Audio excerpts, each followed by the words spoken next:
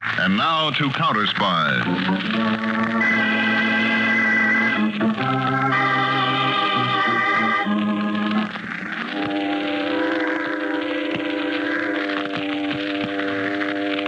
Fog on the waterfront. Just the right kind of a night for it, huh, Carl? Look, Etcher, I'll wait for you in the car. You handle Steve Morris alone. There's nobody else here on the wharf. Nothing doing, pal. Konsolowski said you're in on this with me and you stay in. Hey, he's coming out in the dock now. You got the bottle? Yeah. Hello, Etcher. I got your message to meet you. What's up? Don't move, Steve. What's the idea of the gun? Steve Konsolowski don't like competition. Competition? Especially from one of his own passes. I don't know what you're talking about, Etcher. A count found out about you setting up shop for yourself on 12th Street to print phony traveler's checks. Look, Etcher, I can explain. I swear That's to you, why Carl's got that bottle of engraving acid in his hand. Etcher. The count's orders is to get rid of you the best way. Etcher, don't. And acid is the best way I know how. No. Okay, go ahead. Give it to him.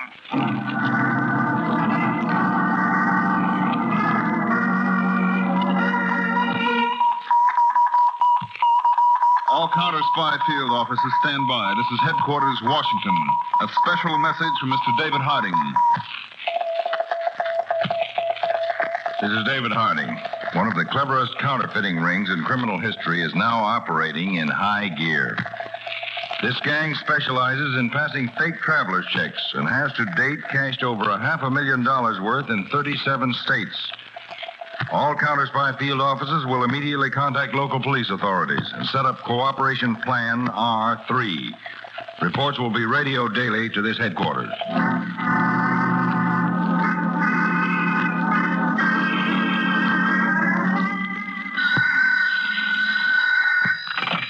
Hello? Hilda, this is Carl. Okay to talk? Yes, Carl. What about Konsolowski? He's down in the basement of the house with Etcher. They're in the print shop. Carl, I've been waiting for your call for hours. I was afraid you'd run out on me. What, me run out on you, Hilda? Listen, you and I are going to cash in on those printing plates together, just like I promised. You have the plates with you, Carl? I got them where they're nice and safe. How'd the Count take it when he found the plates were gone? Oh. Thought he could get away with throwing me crumbs. I showed him, didn't I, baby? Carl, when do I meet you and where? I'm up in White Plains, Hilda.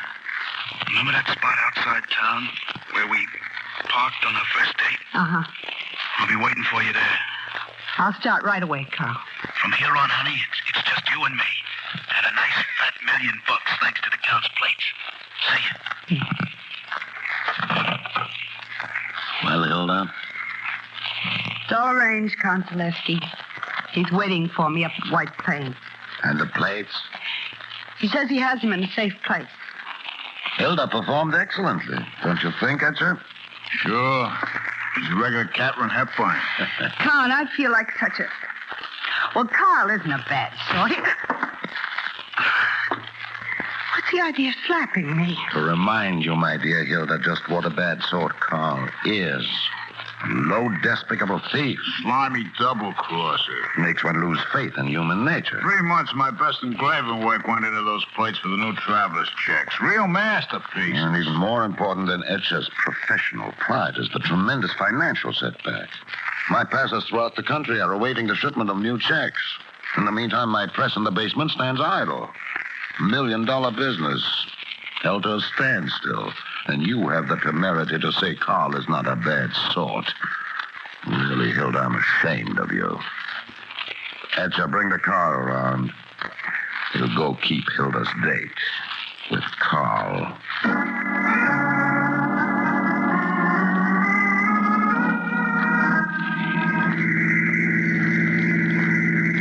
Carl, any untoward move, and I'll fire this automatic without hesitation. Now, honest, Konsolowski, you got it all wrong. Etcher and I were right beside Hilda when you spoke to her on the phone. Well, she's a liar. She probably took the plates herself. You can't trust a dame like Hilda, and believe me. Shut up, Carl. All the Count wants to hear out of you is a place where you had the plates hidden. Count, I wouldn't try to pull a fast one on you. Side road, Count.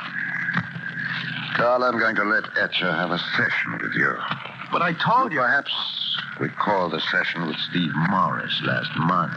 I brought an extra large bottle of engraving acid with me this time, Carl. Etcher, I'm sure Carl vividly recalls there was hardly enough left of Steve Morris to make a decent burial. Count, if I tell you where the plates are, will you give me a break? Where are they? Promise me, Count, you won't let Etcher do that to me. I promise I won't permit Etcher to touch you. Where are the plates? Yeah. In a locker in Grand Central Station. The key to the locker? Right here in my coat pocket. Never mind. I'll reach in and get it. I have it, Etcher. Now everything's okay. Now you can get the plates back. You let me go? Of course, Carl. Open the door. What? You heard the car.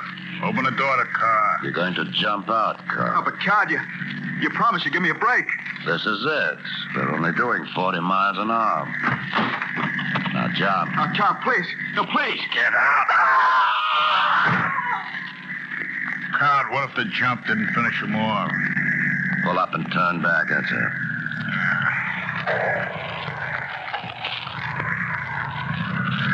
Well, if he's alive and someone picks him up, he'll talk, Count. You should let me give him the acid treatment. We're doing this the way I planned it. Okay, Count. Here's the book. Hey, look up ahead, Carl. Yes. Trying to crawl off the road. Took a smart fall. Hey, he sees us coming. Step on it. More speed. He's crawling fast, eh? More speed. More. Now, Etcher, get him.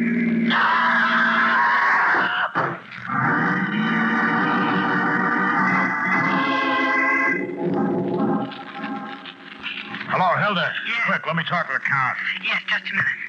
Count Zaleski, it's Etcher. What's the matter with you, Etcher? I told you to come right back here to the house after you picked up the plates at Grand Central. Carl pulled a fast one on us. The plates aren't there. Carl's locker was empty.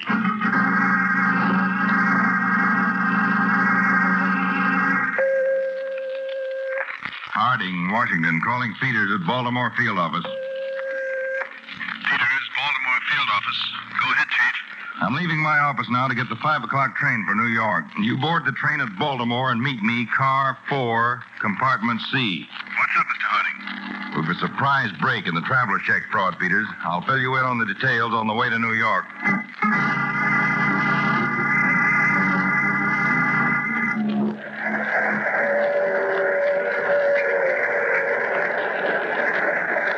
Peters, the counterfeit engraving plates are now in our New York field office. How'd we get them, Dave? The night before last, a man named Carl Walton was found dead on a dirt road north of White Plains, New York. Apparently, the victim of a hit-and-run accident. Apparently? Well, our agents went over the scene of the accident. They found evidence that Walton had tried to crawl off the road before the car hit him. Why our interest in Walton, Dave? 2 previous convictions as a passer of counterfeit money. So Braden from the New York office went to the rooming house where this Walton had lived. The landlady turned a package over to Braden that Walton had left with her for safekeeping. And the package contained the traveler check plates. Right, Peter. The landlady was also helpful in another way. There's a coin phone in the rooming house, and she recalled that Walton spoke on the phone many times to someone he called Count Zaleski. Count Zaleski? Our old friend, the international swindler. And according to our periodic surveillance reports, he arrived back here in the States from Argentina 6 months ago. He rented a brownstone house on East 86th Street in New York City. An operation like the phony traveler's check syndicate would be right up his alley, Dave. Looks like Zaleski's our boy, all right. Well, we can pick him up for questioning, but when we take him in, I want to make sure that we have all the evidence we need. Oh, by the way, Peters, remember my friend Mickey Alvin? The Colby City bootblack who sends his savings to the Counterspy fund? That's right. You said you hope to meet him sometime. Well, here's his latest letter. Oh, let's see. Dear Mr. David Harding, I'm very glad you put my money in the fund. And it makes me feel like I am part of your wonderful bunch of fellows. Even if it's only $2.62 for it. Well, a boy, huh? Last week, I had a very good week, Mr. Harding, because there was a big convention in Colby City, and I picked up a lot extra in tips. I figured that if I take a bus and back, I could take a trip to Washington pretty soon. I know this is asking pretty much, but could I at least walk through the Counterspy main building? I wouldn't bother anybody. I'd just like to walk through. And if I knew I could do that, I would work extra hard and save every cent. I hope this is not asking too much, Mr. Harding. Sincerely, Mickey Alvin. Well, I wrote him, Peters, that he can not only walk through the building, but he can come and have lunch or dinner with us, whichever he likes. Oh, oughtn't you to send him the money, Dave? Well, the way I figure that boy, he likes to make his own way. Let him earn the trip, and then I'll give him the money when he starts back for Colby City. Good hunch, Dave. What's your plan now about Count Zaleski? Oh, yes, I didn't tell you, did I? Uh-oh. Here I go again. That's right. Only this time, when you go undercover, Peters, it's going to be much more risky than usual.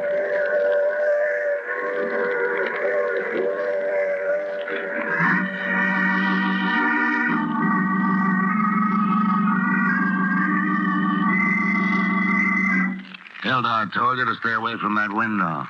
But Count Zaleski, I just wanted to see if that man was still watching this house from across the street. Of course he is.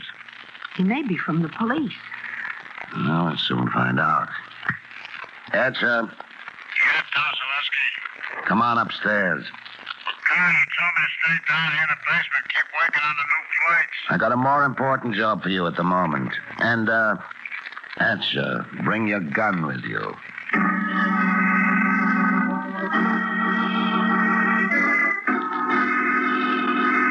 Go on, get in there. Okay. You don't have to shove. There he is, Counselowski. Why were you standing across the street watching this house? Oh, me? You answer a question with an answer, not a question. You wouldn't be so free with that mid of yours if you didn't have a rod in the other one. Count Zaleski, he doesn't sound as if he's from the police. Keep out of this, Hilda. Well, are you prepared to answer my question now? We're standing over there waiting for an invitation to come in. Who are you? You mean in New York? Etcher. All right. Don't take me long to catch on. My name's Vince Powell. I used to be tied up with the Tyler crowd in Mason City. I got out of the jug there a couple of months ago and I come east to look up an old friend of mine. What friend, Powell? Carl Walton. Too bad about what happened to Carl. Eh, Count Zaleski? I don't know any Carl Walton. Now, look, Count. If you and me are going to do any business, let's talk on the up and up, Carl was working for you before he had that accident. This guy's too Shut wise. up, Etcher. Paul, you said something about our doing business. Carl left something for me to hold for him. The plates. Hey, Count, your boy here is a real genius, ain't he? About that business, Paul. Well, printing counterfeit ain't in my line. So I figured I'd put those plates on the market. I also figured that I ought to give you first chance to buy them. Where are the plates now? You know something, Count? I think I got a temporary loss of memory. And you know something, Paul? I admire you. Sure. I'm a grand guy. Took courage for you to come here and make your offer. Oh, I don't know. I figured as long as I had those plates on tap, you'd make sure that I wouldn't have any, sudden accidents. Now that we understand each other, Count Zaleski, what do you say we talk business?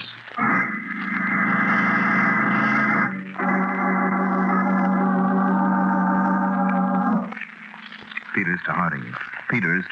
Harding, go ahead, Peters. I just got back to my room, Dave. Zaleski's stooge, Etcher, tailed me here. He's outside in the hall now. Sure he can't hear you, Peters? I set up a two-way radio in the closet. How'd you make out with Zaleski? He's it, all right, Dave. I set up a deal to set him back the plates, one at a time, the way you lined it out. All right, Peters. Only be careful. Dave, there might be a shortcut to some of the evidence through Zaleski's secretary, Hilda Krakow. Oh? Yes, she was giving me the eye all the time I was there. Maybe I can make Hilda Krakow really go for Vince Powell.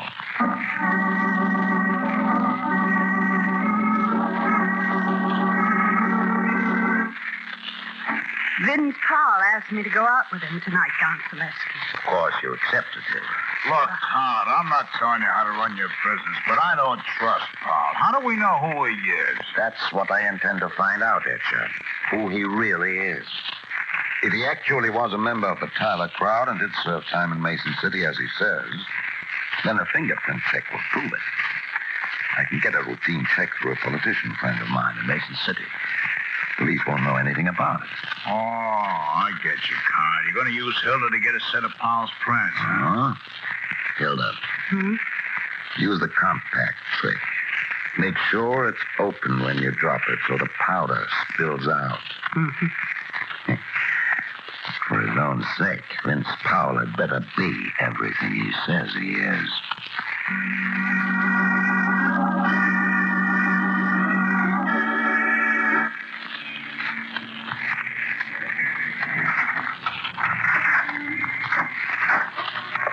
Well, good night, Vince. Good night, Hilda. Aren't you going to ask me in for a night yet? Count Zaleski doesn't approve of my entertaining friends in his home. But I had a wonderful evening, Vince. Thanks. I know a better way than that of saying thanks. Yeah. See what I mean? Yes, I do. My compact had slipped right out of my hand. Shows what a kiss can do sometimes. There's powder spilled all over. No use crying over spilled powder. Vince, aren't you going to pick up my compact? Well? Sure, I'll clean it off with my handkerchief. No. Never mind, Vince. I'll clean it when I get inside. Okay. Here. Thanks. The mirror broke. That's supposed to mean bad luck. I hope not, Vince. I hope dropping this compact meant only good luck. For both of us.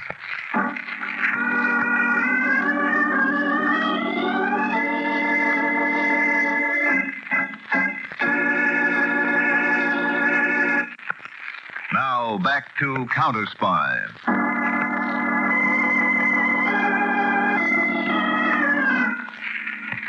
Crouched in the closet of his room, Harry Peters is working over a small two-way radio. Peters to Harding. Peters to Harding. Come in, Dave. Peters to Harding. Go ahead, Peters. Dave, I thought I'd never get you on this two-way. I had some trouble with the condenser. Been fooling around with it for almost an hour. How did you do with Zaleski's secretary tonight? Hilda pulled a fast one on me, Dave. Got my fingerprints by using the old dropped compact gag. I couldn't avoid it. Then Zaleski's not as sold on Vince Powell as we thought he was. Well, I figured he'll probably have somebody in Mason City check on my prints. You sit tight, Peters. I'll contact Washington and have a set of your prints rushed out to the Mason City police. We'll make it easy for Zaleski. Okay, Dave. Here's hoping we beat Zaleski to the punch.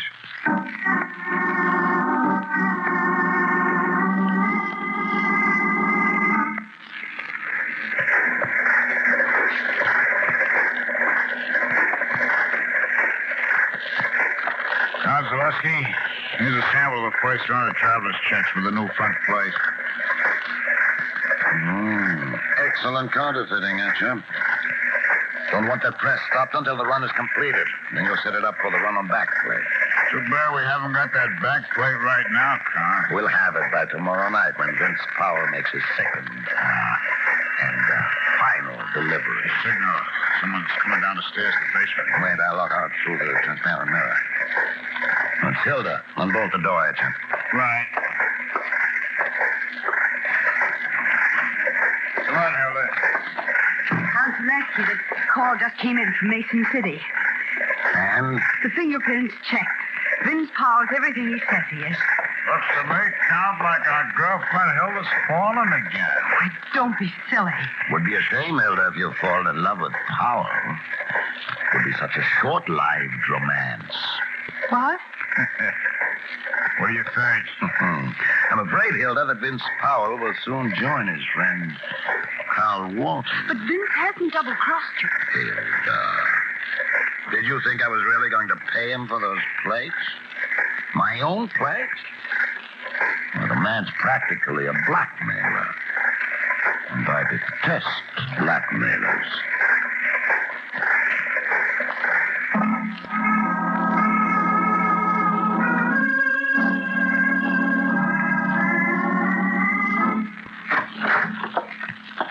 Vince, I'm so glad I found you in your room. What's the matter, Hilda? I can only stay a minute. Look, don't deliver that back plate to the Count tomorrow night. But I've got a deal. He's going to kill you. What? Just as soon as you turn that back plate over to him, he's going to have Etcher kill you. Vince, I don't want that to happen to you. You don't? You don't believe me. Should I? Vince, I only want to help you. Why? Because you're nice and I like you very much. When you kissed me the other night, You know something? I'm beginning to believe you. Thanks for the tip, Hilda. Well, I got to get back now. Maybe I'll hear from you sometime, Vince. Sure, Hilda. You'll hear from me. Bye, Vince. Yeah, goodbye. Etcher. You move, Paul, the gun goes off. Vince, I didn't know he followed me here. Believe me. It's okay, Hilda. Thanks for the try, anyway. Well, I told the counter to him like you couldn't be trusted. I heard the talk you two had in here. Come on, both of you. Count Zaleski's waiting for you downstairs in the car. It's kind of cold out, Etcher. Do you mind if I get my coat out of the Don't closet? try any tricks. Don't worry. I know better. Come on, make it snappy. Right with you, Etcher. Just looking for my best coat. After all, I want to look stylish when I go riding with Count Zaleski. I said snap it up. Here it is. Nice looking coat, huh, Etcher? Get it on fast, Paul. The count don't like to be kept waiting.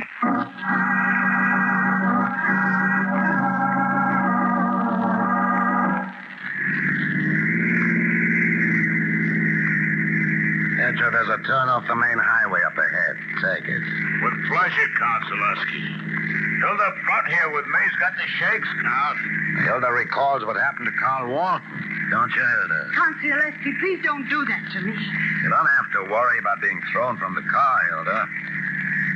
I've got something special planned for you when we get through with Powell. You know, Count, I thought you were a smart operator. Why should you doubt it now, Powell? Because getting rid of me isn't going to get you what you want. Here's a turn-off, Count. Uh-huh.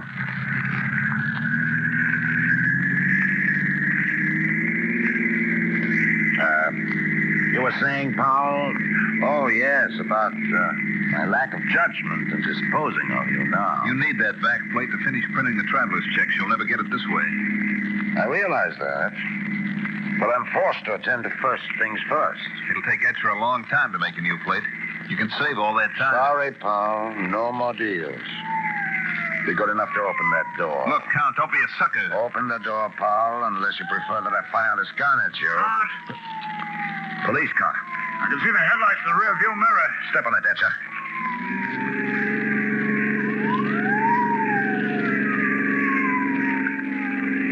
They're gaining on us. Faster. Faster. I can't get any more out of it, Count. They'll be up to us in a minute. All right, slow down to a stop. Let them come. Are you crazy? Come to a stop, I said. All they can do is give us a ticket for speeding. Brother, are you in for a surprise? Paul, Hilda, if either of you so much as opens your mouth, I shoot. Remember, you two, not a word. Braden, you and Carpenter come to the other side of the car, all right? All right, everybody out. What's the meaning of this? You're under arrest by the United States government. Keep him covered, Braden. Got him, Mr. Harding. Harding? See what I meant, Count Zaleski? I had a couple of bad minutes back there, Mr. Harding, before I heard the patrol car siren. Sorry we took so long, Peters. We wanted to avoid shooting on the main highway. What is this? This, Zaleski, is my assistant, Counterspy agent Harry Peters. And it's also the wind-up for you and your gang, Zaleski. By the way, Etcher, thanks for giving me the chance to get my coat out of that closet. When I went in there, I switched on a radio transmitter, and my conversation with you tipped off Mr. Harding as to what was going on. Chief, I want to talk to you about Hilda Krakow, about putting in a clemency plea for her when they come to trial. Braden, you and Carpenter take care of this bunch. Will do, Mr. Harding. Come on, Peters. We'll talk about that clemency plea on the way back to town.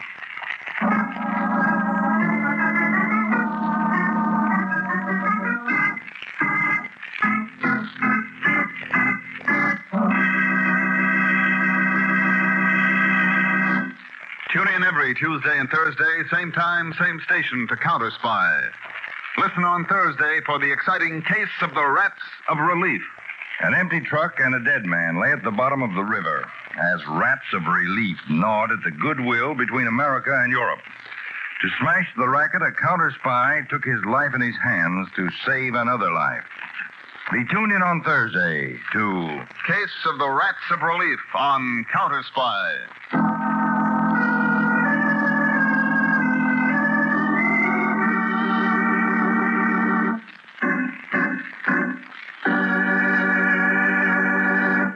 Tonight's Counterspy program originated in New York and was directed by Leonard L. Bass. Dramatized by Edward Adamson and featured Don McLaughlin and Mandel Kramer with music by Jesse Crawford. Counterspy is a Phillips H. Lord production for Pepsi-Cola. Enjoy some delicious Pepsi tonight.